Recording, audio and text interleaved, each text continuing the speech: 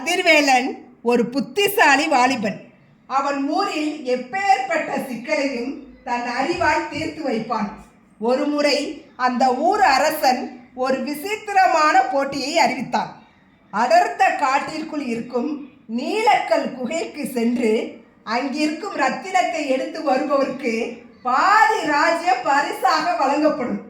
ஆனால் அந்த குகையின் வாசலில் நிற்கும் காவல் பூதம் கேட்கும் புதிருக்கு சரியான பதில் சொல்ல வேண்டும். தவறாக சொன்னால் கல்லாகி விடுவீர்கள். சவாலை ஏற்றான் கதிர்வேலன். பலரும் சென்றார்கள், ஆனால் யாருமே திரும்பவில்லை. கதிர்வேலன் துணிச்சலுடன் கிளம்பினான். குகை வாசலை அடைந்த போது பிரம்மாண்டமான பூதம் அவன் முன் தோன்றியது. பூதம் கேட்டது, மனிதனே, இங்கே ஒரு தராசு இருக்கிறது. அதன் ஒரு தட்டில் உண்மையான அன்பு இருக்கிறது. மறுதட்டில் நீ எதை வைத்தால் தராசு சமமாகும். சரியான பதில் சொன்னால் கல்லை தருகிறேன், இல்லையே நீயும் ஒரு கல்லாக மாறிவிடுவாய் என்றது. கதிர்வேலன் யோசித்தான். தங்கம், வைரம், உயிர் என பல பதில்களை சொல்லி தோற்று போனவர்களின் சிலைகள் அங்கே இருந்தன. அவன் அமைதியாக ஒன்றுமே இல்லை என்றான். பூதம் திகைத்தது. அன்புக்கு நிகராக உலகில் எதுவுமே இல்லை என்பதால் வெற்றிடம்தான் சரியான பதில் என விளக்கம் கொடுத்தான். கதிர்வேலன் கொடுத்த விளக்கத்தை கேட்டு பூதம் விலகியது. அவன் ரத்தினத்தை எடுத்துக்கொண்டு அரண்மனைக்கு திரும்பினான். அரசன் மகிழ்ச்சி அடைவதற்கு பதிலாக அதிர்ச்சி அடைந்தான். பாதி ராஜ்யத்தை கொடுக்க மனமில்லாத அரசன், கதிர்வேலா, இது உண்மையான ரத்தினமா என்று சோதிக்க வேண்டும்.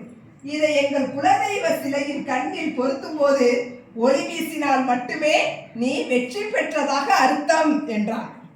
கதிர்வேலன் அந்த ரத்தினத்தை சிலையின் கண்ணில் பொருத்தினான். ஆனால் ரத்தினம் ஒளி வீசவில்லை. அரசன் ஏளனமாக சிரித்தான். நீ தோற்றுவிட்டாய். காவலர்களே, இவனை சிறையில் அடையுங்கள் என்றான். அப்போது கதிர்வேலன் அமைதியாக சொன்னான், மன்னா, சிலை ஒளி வீசாததற்கு ரத்தினம் காரணம் அல்ல, உங்கள் மனம்தான் காரணம். அரசன் குழப்பமடைந்தான். கதிர்வேலன் தொடர்ந்தான், அந்த பூதம் என்னிடம் சொன்னது, யார் ஒருவன் இந்த ரத்தினத்தை சுயநலமில்லாமல் மக்கள் நலனுக்காக கொண்டு வருகிறானோ அப்போதுதான் இது ஒளி வீசும் என்று. நீங்கள் பாதி ராஜ்யத்தை தரக்கூடாது என்ற பேராசையில் இதை பார்ப்பதால் இது வெறும் கல்லாக தெரிகிறது. மன்னன் தன் தவறை உணர்ந்தது. சரி, நான் இப்போது மனதார உனக்கு ராஜ்யத்தை தருகிறேன் என்று சொன்ன அடுத்த நொடி அந்த ரத்தினம் சூரியனை போல பிரகாசித்தது. ஆக உண்மை என்பது பார்ப்பவரின் கண்களில் இல்லை, அதை உணரக்கூடிய நேர்மையான மனதில்தான் இருக்கிறது.